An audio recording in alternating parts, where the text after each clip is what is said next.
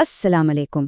آج ہم ایک بہت ہی classic novel deputy Nazir Ahmad کے مرات العروس پر بات کرنے والے ہیں، خاص طور پر اس کے دو مشہور کرداروں اکبری اور اصغری کی زندگی اور ان کے انجام کا تجزیہ کریں گے۔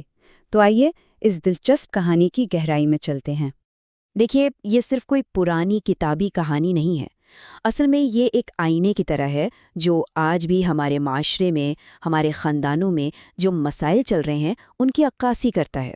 اس میں جو تربیت اور رویے کی باتیں ہیں نا، وہ آج بھی اتنی ہی سچی اور اہم ہے جتنی اس زمانے میں تھی۔ اچھا، تو آج ہم بات کیسے کریں گے؟ سب سے پہلے ہم ان دونوں کرداروں کو سمجھیں گے، پھر اکبری کے منفی رویے اور اس کے نتائج کو دیکھیں گے، اور پھر اصغری کی سلیقہ مندی کی بات کریں گے۔ اس کے بعد ایک بہت اہم نقطہ آئے گا کہ کیسے تربیت ایک نسل سے دوسری میں جاتی ہے، اور آخر میں ہم دیکھیں گے کہ ایک عورت پورے معاشرے پر کیسے اثر ڈال سکتی ہے۔ تو شروع کرتے ہیں اپنے پہلے حصے سے، دو کردار دو انجام۔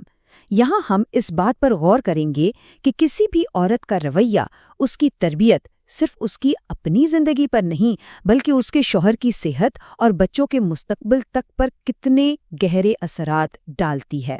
چلیں پہلے اکبری کے کردار کو دیکھتے ہیں۔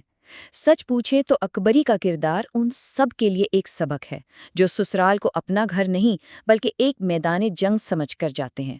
یہ کردار آپ کہہ سکتے ہیں کہ منفی رویے کی ایک مکمل مثال ہے۔ تو اکبری کی اصل مشکل کیا تھی؟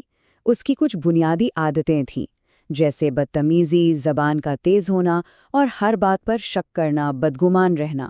اس کا رویہ ہی ایسا تھا کہ جیسے وہ کسی دشمن کے علاقے میں آ گئی ہو، اور اسی سوچ نے پورے گھر کا ماحول خراب کر رکھا تھا۔ اب ذرا اس کہانی کو آج کے دور سے جوڑ کر سوچیں۔ ایک مرد باہر کی دنیا میں پہلے ہی کتنے معاشی اور سماجی دباؤ سے گزر رہا ہوتا ہے۔ وہ دن بھر کی تھکن کے بعد جب سکون کے لیے گھر آتا ہے اور وہاں بھی اسے لڑائی جھگڑا اور تناؤ ملے، تو سوچے اس کی ذہنی اور جسمانی حالت کیا ہوگی۔ اور یہی ذہنی دباؤ، جسے ہم تناؤ یا سٹریس کہتے ہیں، اصل جڑ ہے۔ ناول میں یہ بات صاف لکھی ہوئی ہے کہ گھر کا یہ مسلسل کشیدہ ماحول شوہر کو سیدھا ہائی بلڈ پریشر اور دل کی بیماریوں میں مبتلا کر سکتا ہے۔ یعنی اکبری کا رویہ اس کے شوہر کے لیے ایک میٹھے زہر کی طرح کام کر رہا تھا۔ اور کیا خوبصورت بات کہی ہے کہ سسرال والوں پر شک کرنا اور شوہر کو اس کے سگے رشتوں سے کاٹنا، یہ بالکل ایسا ہی ہے جیسے کوئی اپنے ہی خاندان کی جڑوں پر کلہاڑی چلا رہا ہو۔ اس سے خاندان مضبوط نہیں ہوتا بلکہ اندر سے کھوکھلا ہو جاتا ہے۔ چلیں اب کہانی کے دوسرے اور بہت مثبت کردار کی طرف آتے ہیں، اصغری۔ وہ سلیقے، سمجھداری اور اچھی تربیت کی ایک بہترین مثال ہے۔ اس کا کردار ہمیں بتاتا ہے کہ مثبت رویہ کیسے ایک گھر کو جنت بنا سکتا ہے۔ اصغری کا فلسفہ بہت سادہ تھا۔ اس نے سب سے پہلے قبول کیا۔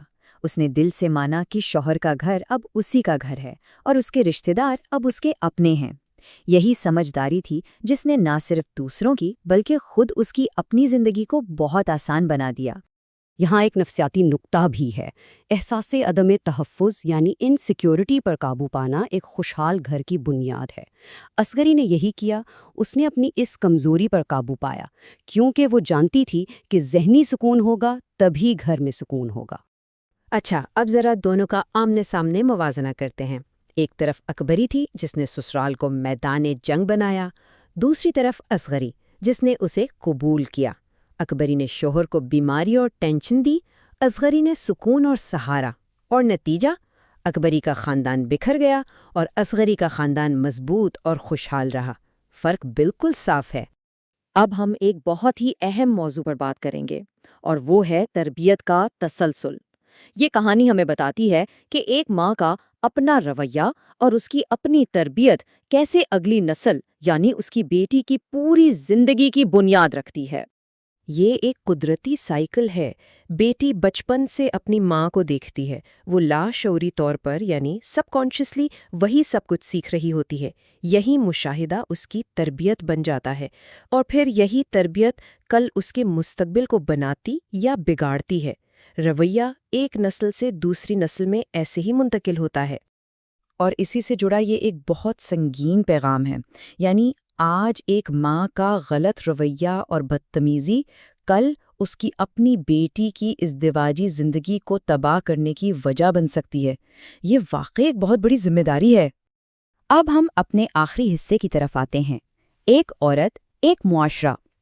اصغری کی کہانی ہمیں یہ سکھاتی ہے کہ ایک مثبت اور تربیت یافتہ عورت کا اثر صرف اس کے گھر کی چاردیواری تک نہیں رہتا، بلکہ یہ پورے معاشرے میں پھیل سکتا ہے۔ اصغری نے صرف اپنا گھر نہیں سنبھالا، بلکہ اس نے محلے کی بچیوں کے لیے ایک اسکول کھولا۔ اس کا مقصد صرف انہیں لکھنا پڑھنا سکھانا نہیں تھا، بلکہ اخلاق، ہنرمندی اور گھر چلانے کا سلیقہ سکھانا تھا، تاکہ وہ لڑکیاں کل جس گھر بھی جائیں اسے خوشیوں سے بھر دیں۔ یہ اس بات کا ثبوت ہے کہ ایک عورت پورے معاشرے کو سدھار سکتی ہے۔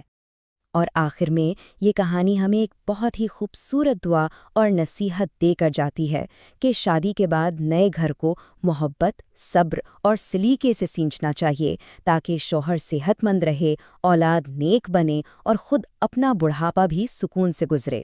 تو آخر میں یہ سوال ہم سب کے لیے ہے۔ یہ کہانی 100 سال سے بھی زیادہ پرانی ہے، لیکن اس کے یہ 2 کردار آج ہمیں کیا سکھاتے ہیں؟ ان کے رویے، ان کی تربیت اور ان کی انجام سے ہم اپنی زندگیوں کے لیے کیا سبق سیکھ سکتے ہیں؟ اس پر غور ضرور کیجیے گا۔